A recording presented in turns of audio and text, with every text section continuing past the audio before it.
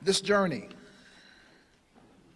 we've been on a journey with the Institute of the Black World 21st Century, and I just want to give a little status report on where I see us being. Because this is an important year for the Institute of the Black World 21st Century. Many of you know that when I left the Center for Constitutional Rights, which was not a bad gig, I was doing all right. I put the Center for Constitutional Rights on the map in the black community. I was the first African American ever to be executive director of the Center for Constitutional Rights. It is a radical, predominantly Jewish organization, and I do mean radical. We talk about people like Bill Kunstler and Michael Ratner. You're talking about radical anti-Zionist Jews. But, you know, I mean, it is just that. And so I worked there at some tremendous victories there. The whole lawsuit that gave the detainees at Guantanamo a right to have their cases tried in U.S. courts, Supreme Court, huge victory. I was there at that time. The battle against the church burnings helped lead that struggle. Battling against the USA Patriot Act. You look at the Center for Constitutional Right now, they're battling Obama at every turn on all of these issues where our rights are at jeopardy. They're still on it. So I had the privilege of being there during that time. I was there for 12 years. But there came a time when there was a certain yearning to return to the source. Because even though the Center for Constitutional Rights does work in the black community on behalf of black people, what I was seeing in the black community said that with the experience that you have, the years of service that you have, it is time to return to the source. And so, given the fact that I used to say it was the autumn of my advocacy, and now the more I think about it, you know, you just have to be real about it, it's almost wintertime. Realistically, it's almost wintertime. And that's all right. I mean, it's the cyclical system of being.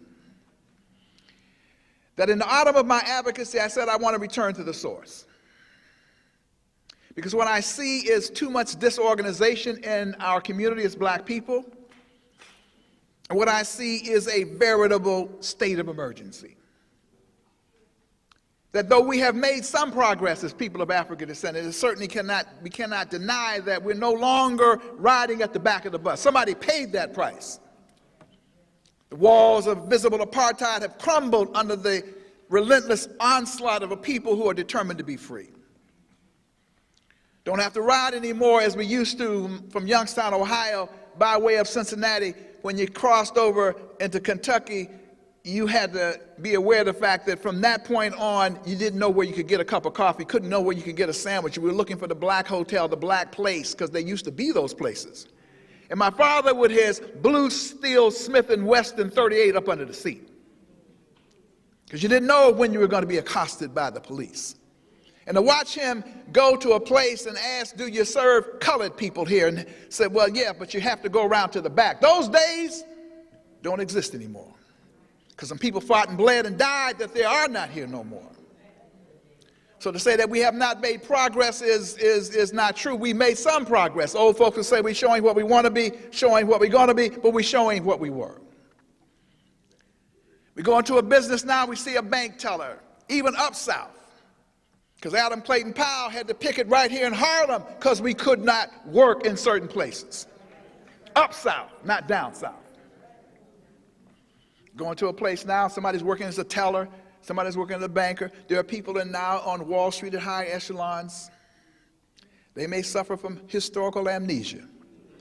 But we need to remind them at every turn, but for the struggle of a Fannie Lou Hamer, but for the struggle of Daisy Bates, but for the Little Rock Nine and those who were bombed in a church in Birmingham, but for the life of El-Haj Malik El-Shabazz, but for Malcolm, but for Martin Luther King wasted on a balcony in Memphis, but for their blood and suffering, they would not be in those jobs. They would still be unemployed. And so we've made some progress. But we're now in danger. Because there are now two black Americas. You know, 1968, Charles, as you recall, the Kerner Commission report said there are two Americas, black, one white, separate and unequal. That's when the rebellions took place. We were on fire, and we set America on fire. H. Rap Brown said, you know, we need to take a match and light it to all of this, right? But today what we have is two black Americas. Not only is the contradiction of the 1% and white supremacy, even inside of our community, what we have now is those who have been successful on the back of the black freedom struggle. They're in the suburbs or the outer burbs, and they're living better than perhaps they ever thought they would. Don't mean that you won't be profiled. Don't mean that somehow you won't be followed in the shopping center, but it's an inconvenience because you now got a nice ride, two-car garage, and you're living high on the hog, as Malcolm would say. You're living all right.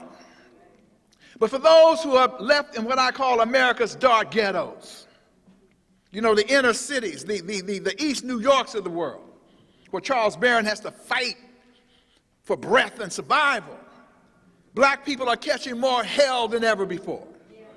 And they're feeling abandoned because their brothers and sisters who have moved out are no longer, many of them, connected. In fact, then many of them are no longer of the race. They would rather switch than fight. They want to meld into this larger American pie, if you will. Unemployment is through the roof.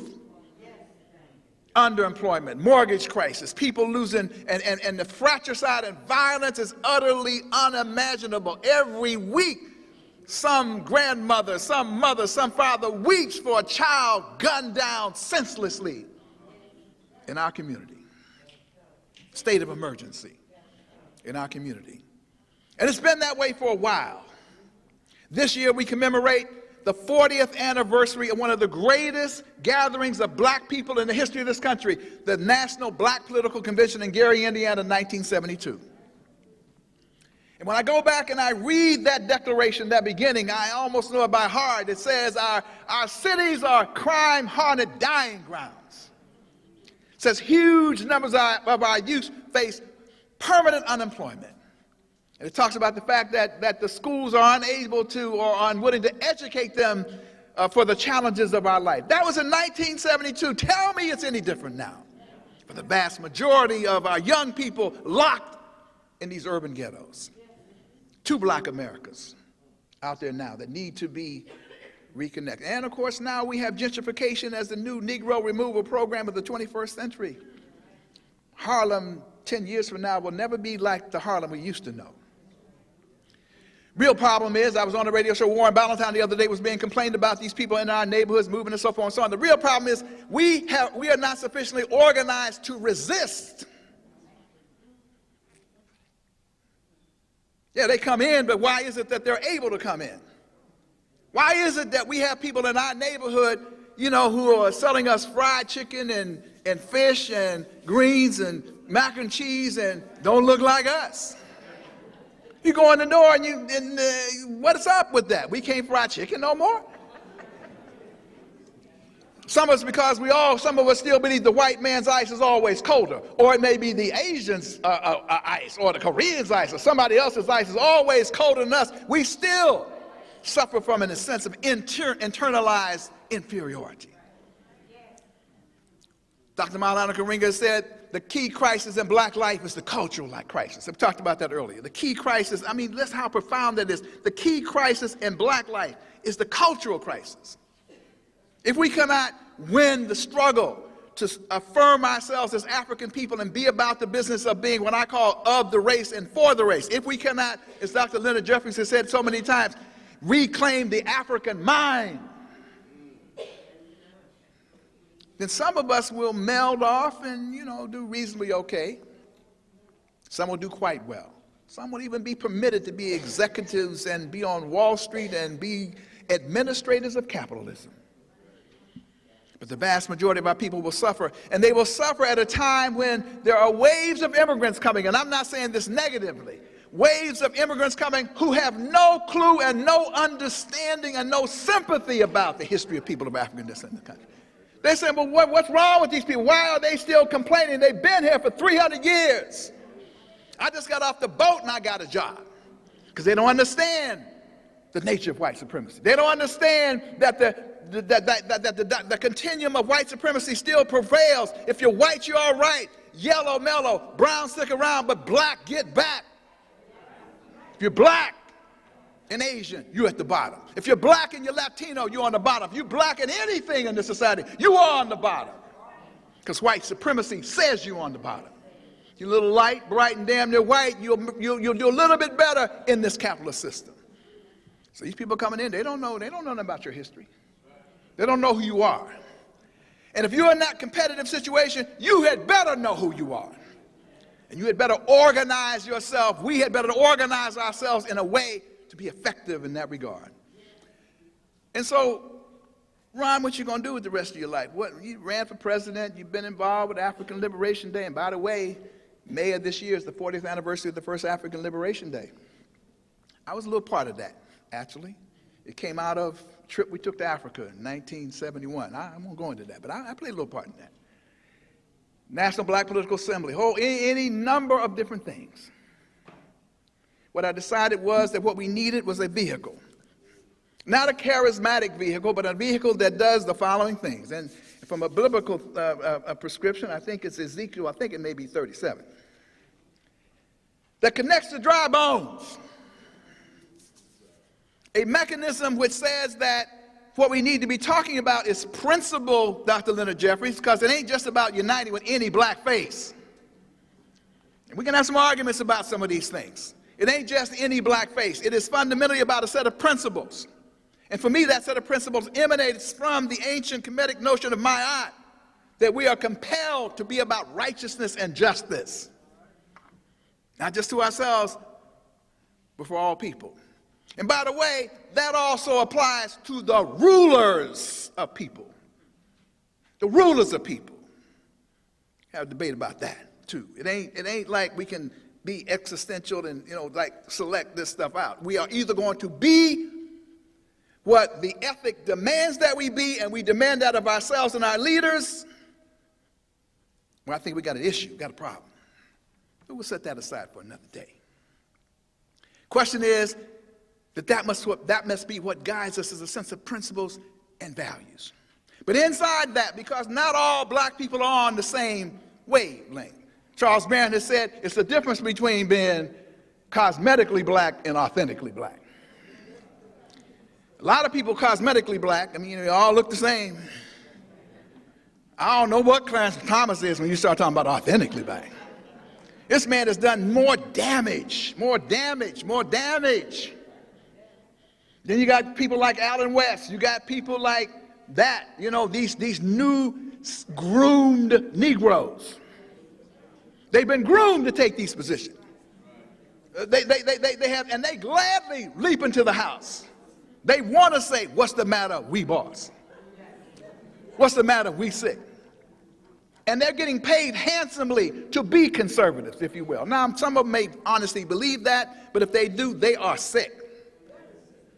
Because they're going against the grain of the main thrust of the black freedom struggle in this country. So I'm only saying that to say that I'm not necessarily interested in uniting with all black people. Not every black face is standing up for black people. The admonition is, as Dr. James Turner said, to be of the race and for the race. I don't know where you are. If you're on Wall Street, be like Brother Ryan Mack. Be on Wall Street, but be of the race and for the race. Take your skills and use those skills. Lawyer, doctor, street sweeper, whatever your skills are, use them to advance African people and to move the agenda forward. That's what we should all be about. So IBW is a very simple proposition. We just talking about how do we put forth that ideological proposition? How do we push collaboration? How do we push cooperation? How do we put specialization and division of labor? One of our problems is we got too many people trying to do the same thing. So one of the things we're trying to look at is, Katrina was a good example of it. People in IBW said, we got to go send something. We got to go raise. And we said, no. Let's support those organizations who are already doing that.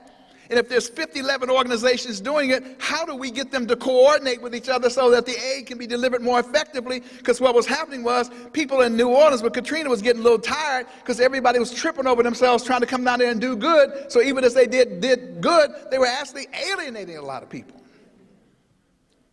We don't try to do voter registration. That's Melanie Campbell, the National Black Civic Participation Organization. People say, well, let's do, I said, no, go in that direction. We don't advance necessarily economic development. We say Claude Anderson has got a pretty good program. Nation of Islam got a pretty good program.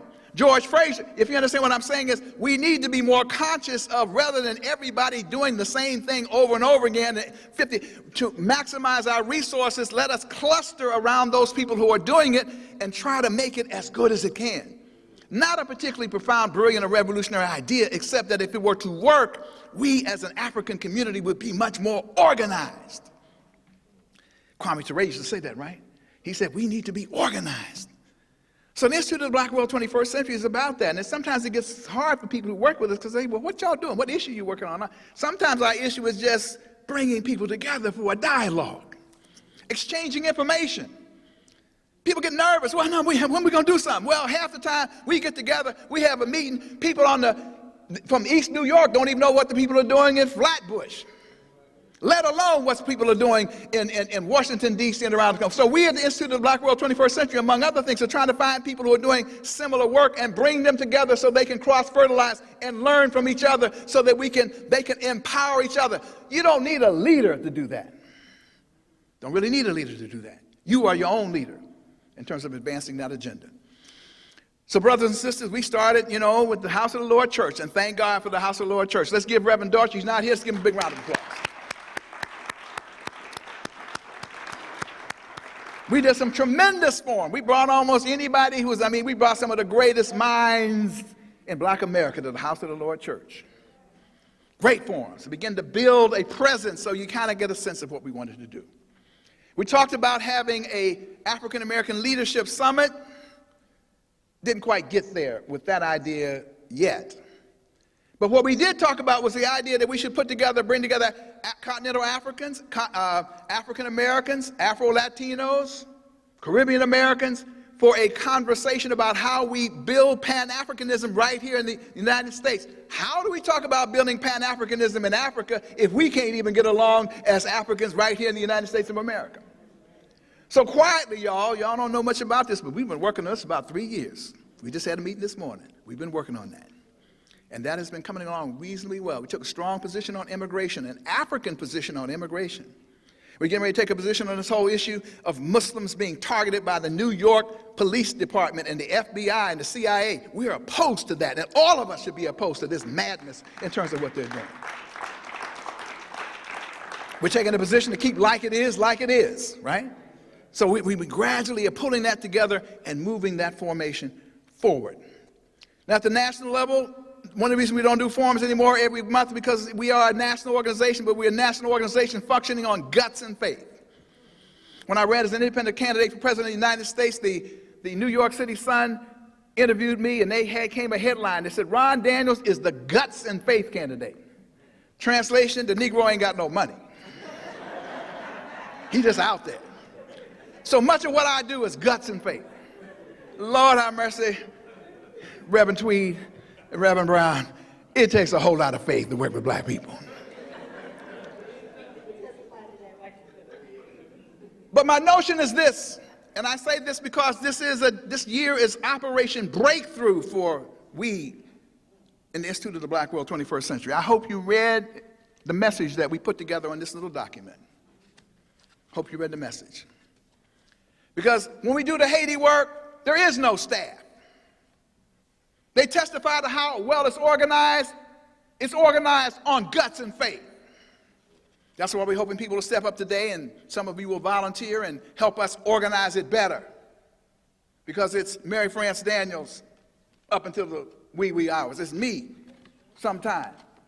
Because I don't mind, like I got a little ego. I don't mind, stand up a little bit. But if the stamps need to be stamped, if it needs to be stapled, if the envelope needs to be stuffed, I'll stuff it.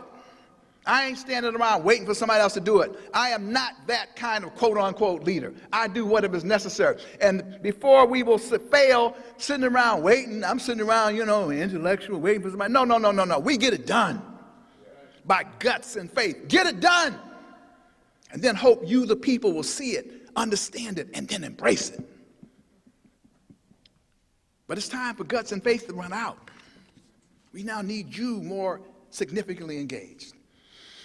We have the Black Family Summit across this country, which comes out of the Millions More movement. Honorable Minister Louis Farrakhan in 2005 asked Leonard Dunston to come together and bring together black intellectuals and professionals across this country. He did that, and we at the Institute of the Black World 21st Century have kept the Black Family Summit alive as a living, breathing example of what Minister Farrakhan had in mind in terms of the Millions More movement. Social workers, psychologists, psychiatrists, black farmers, black the firefighters, and all of them, 30 organizations involved in it. Some of you know Leonard Dunston, he's heading up that effort. We just met with FEMA last week, checked them out because they want to work with the black community. We just organized a meeting with the head of FEMA 2 weeks ago to tell them what our issues are in relationship to our concerns, and to say, you need an African American advisory committee, and we're prepared to help you do that. That's the kind of work that's happening with the Black Family Summit. And indeed, when Katrina struck, we were in New Orleans. Minister Farrakhan went with us, doing work on the ground, trying to help with the healing of people from the post-Katrina stress syndrome. Powerful formation that you don't know much about. We don't do forums every day. That's a part of the national program of the Institute of the Black World 21st Century. We have a Shirley Chisholm Presidential Accountability Commission.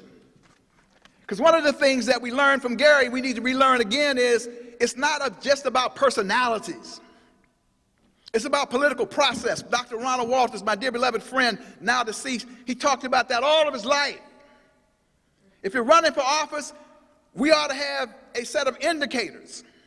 You don't vote for somebody because they make the best speech or because they look good or wear the best suit or whatever, because you sure couldn't do that for Charles Barron if he ain't wearing the best suit, because he's wearing a different kind of suit. You go off but that, he ain't got no tie, so you ain't going with that. Question is, what is the agenda? And sometimes you got 5 or 6 people running for something. We need to be able to sit down and say, well, wait a minute, you can't all win. We need a committee to decide which is the best candidate, who can win. Process. The Shirley Chisholm Presidential Accountability Commission, we're not against Obama, we're not against any president necessarily, but that job is to see, what are you doing for black people? What is your position as it relates to black issues? You got Dr. Julianne Malveaux, bad sister, ain't she? She's on the Shirley Chisholm Presidential Accountability Commission. President of Bennett College, been to Haiti with us as well. And Nkechi Taiyepa, Senior Policy Analyst, Open Society Institute. Dr. Patricia Newton, Black Psychiatrist of America. Dr. Michael Fauntleroy, bad brother from George Mason University. Some of y'all see Mark Lamont Hill on TV on, this is IBW. Shirley Chisholm Presidential Accountability Commission. I mean, like guts and face, grunting it out. No resources, but we getting it done. All right? Damu Smith, some of you knew him, one of the baddest organizers we've produced out here. One of the things we need to do is have training. Charles Barron used to do a lot of that with your training institute and so forth. We need training. Just because you're mad and angry don't mean anything. I think it was somebody said in the meeting earlier, Minister Hafiz Muhammad said, you can be as mad as you want to be. What it takes is strategy, tactics, and organization. Otherwise, you're just mad. And some of our young brothers and sisters, they read a half a book, not even a whole book, maybe a sentence, and they're ready to be the baddest revolutionary of all time. Go out here and get busted up because they don't know what they're doing. We need to train new leadership. Old tactics, new tactics, whatever they are, in order to be able to challenge successfully this monster that we're facing out here. Therefore, we're emerging the Damu Smith Leadership Development Organizer Training Institute. Research Consortium. We want scholars associated with us, but not just scholars. All these talking heads we see on the TV screen. Oh, they're pontificating about this, pontificating about that. And I guess it ain't too bad. But what I'm interested in is applied research. Go to the hood, work with the people, and then develop some theory out of that, or they make your research available to the people. Otherwise, it's just research. Research in search of a check somewhere. And I ain't hating on you because you want to make some money, but at the end of the day, use your skills for the development of black people. We've also, and you were here on May 7th, right here, when we talked about launching, becoming a part of the war against the war on drugs. Some of you saw the program that we did on C-SPAN June 17th as we announced that we have declared war on the war on drugs, because the war on drugs is a war on black people. We've been targeted rather than, in fact, deal with the things we used to talk about that are ancient history. Some of these young people, that's why we have to go back and commemorate Gary and some of these things. I get up today and you say something about CETA, these young people have never heard of CETA. They never heard of the Joint Partnership and Training Act. They never heard of model cities. They never heard of the anti-poverty program because these right-wing conservatives have driven it off the public policy debate and have shredded it. How dare Romney have in his lips something about the extreme poor and the safety net he'll repair? I mean, he must be out of his cotton-picking mind. No conservative has ever contributed anything to the repair or even creation of a social network. It has only come through the struggle of the people that we have any kind of semblance of a culture of right. And it is on the line right now because they're trying to crush unions. They're trying to crush anything that is about fighting for the people. And even though President Barack Obama has his flaws and failings, he may not be perfect, but on a scale of 1 to 10, when I look at the virus on the other side, and let me just say, I'm clear. I'm very clear. That Obama is not the answer. That's not what I'm saying. But we got to be intelligent enough to block that which is more virulent and vicious and not act like it is totally identical. It is not. I challenge anybody on that question. The difference between the Democrats and Republicans is incremental. It's not fundamental. It's not revolutionary. But it's not inconsequential. You have never heard the Republicans get up and talk about no minimum wage. That's not the revolution, but tell the person who gets that increase in their paycheck that it's not important.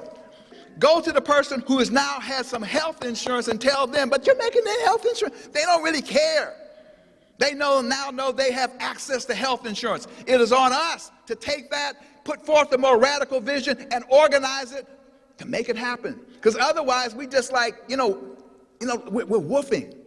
But the wolf tickets don't matter unless you can organize to make it better.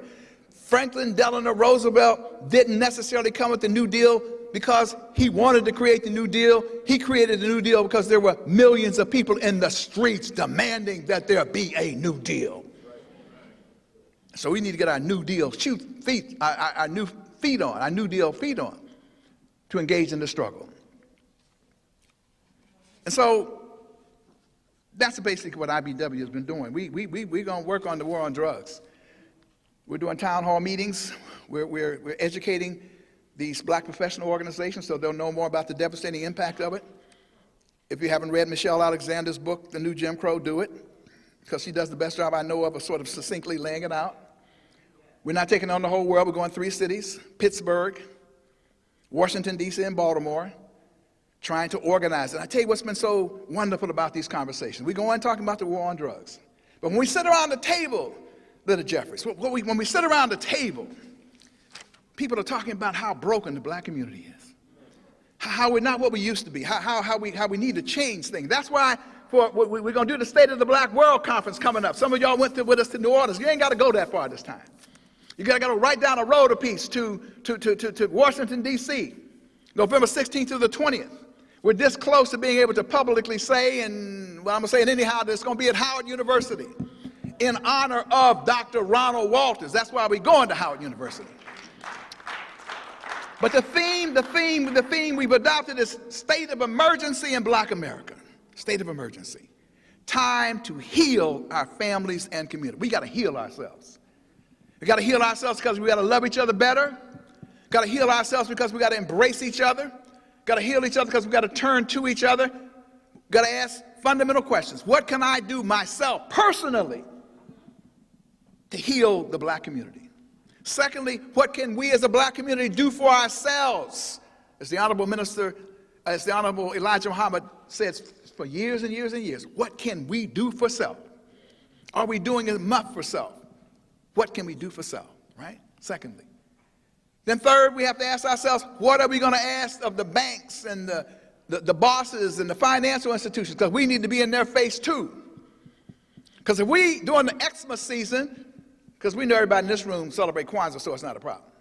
But for those who celebrate Xmas and spend all of those billions of dollars, what would happen if during the Xmas season we said we ain't going to really keep Christ in Christmas? And by the way, we want reparations. I mean, Macy's and all, I mean, the retail establishment will be knocking on the doors and give them Negroes some reparations. They're withholding their money. We have a capacity to use our economic dollars to punish our adversaries, and we don't do it. And then finally, what should we be asking of government? What do we demand of the United States? All four of those things, they're not mutually exclusive. At one time we may emphasize one more than the other. They're not. All four of those things we need to work on. I conclude by saying this is Operation Breakthrough for us this year. Got to get it done this year. I'll be 70 years old on April 26th. 70 years old on April 26th.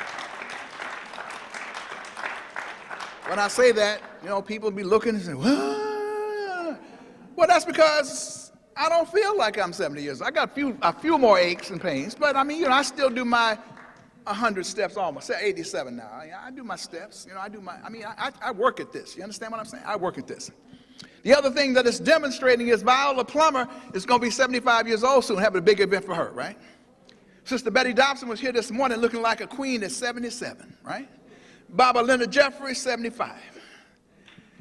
Movement activism is good for your health. I look good because I'm in this movement.